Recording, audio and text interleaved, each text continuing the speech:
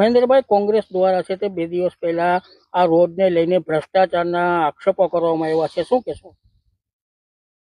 આ બાબતે મેં જાણ્યું કે કોંગ્રેસના પૂર્વ ધારાસભ્ય લલિતભાઈ વસોઈએ જે કાંઈ આક્ષેપ કર્યા છે એ મારા ધ્યાને આવ્યું, એટલે આજે હું સ્થળની મુલાકાતે જ આવ્યો છું અને આ ધોરાજી તાલુકાના ફરીણા ગામે જે કાંઈ કામ શરૂ થયું છે એ કામની તપાસ કરીને સાથે સાથે કોન્ટ્રાક્ટર સાથે પણ મેં વાત કરી, સરકારના જે એસઓ અને ડેપ્યુટી એન્જિનિયર સાથે પણ વાત કરી.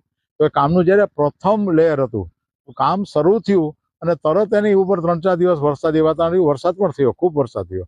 એના કારણે પહેલા લેયરનું જે કામ હતું એ કામ ડેમેજ થયું, થોડાક ભાગમાં ડેમેજ થયું, એને સરખું પણ કરી નાખ્યું અને એને કીધું કે કોઈ પણ જાતનું ભવિષ્યમાં પણ કંઈ પણ થાય તો એ સંપૂર્ણ જવાબદારી મારી રહેશે અને એની જવાબદારી ફિક્સ કરીને એની ઉપર સતત સુપરવિઝન થાય એના માટે પણ સરકારના એન્જિનિયરને વાત કરી છે. મેં ક્વોલિટી કંટ્રોલ વિભાગની અંદર પણ કીધું છે કે આ બાબતે રોડના કામની બાબતે જે સરકારના ટેકનિકલ જે કાંઈ સ્પેસિફિકેશનના નિયમ હોય એ નિયમ પ્રમાણે ચકાસણી થવી જ જોઈએ અને એ પ્રમાણે ક્વોલિટી કંટ્રોલ વિભાગ પણ આની ચકાસણી કરતું રહેશે.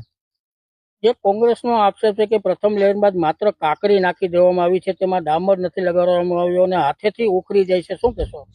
એ શરૂઆતની પ્રક્રિયામાં એ કોન્ટ્રાક્ટરે મને એવું કીધું કે પહેલું હજી શરૂઆત કાંકરી કરીને પ્રોસેસ શરૂ કરે ત્યાં ઉપર વરસાદ થયો એટલે એવું બન્યું, પણ એ વરસાદ પછી જે કાંઈ ડેમેજ થયું હતું એ ડેમેજ સરખું કરીને કામ પૂર્ણ કર્યું છે એવી એને ખાતરી કરીને એ જોવા તપાસવા માટે જ હું અહીંયા આવ્યો છું. અને હજી થોડું કામ બાકી છે, હજી આના પ્રોસેસ ઘણી બાકી છે, ત્યાર પછી કામ પૂર્ણ થશે, ત્યાર પછી સરકારના એન્જિનિયરો એનું ચકાસણી કરશે. કોંગ્રેસના ભ્રષ્ટાચારના આક્ષેપને લઈને તમે કેવી રીતે જોવો છો? હવે અમે અમારું જે કાંઈ વિકાસના કામો કરવાના છે કરવા નીકળ્યા છીએ. હવે એ ભ્રષ્ટાચારના આક્ષેપ કરે છે તો અમે કહીએ છીએ કે એમાં તથ્ય હોય તો એ 100% એની તપાસ થવી જોઈએ, અમે એની તપાસ કરાવીશું. બાકી ખાલી માત્ર ભ્રષ્ટાચારના આક્ષેપ કરવાથી કાંઈ થઈ નથી જતું.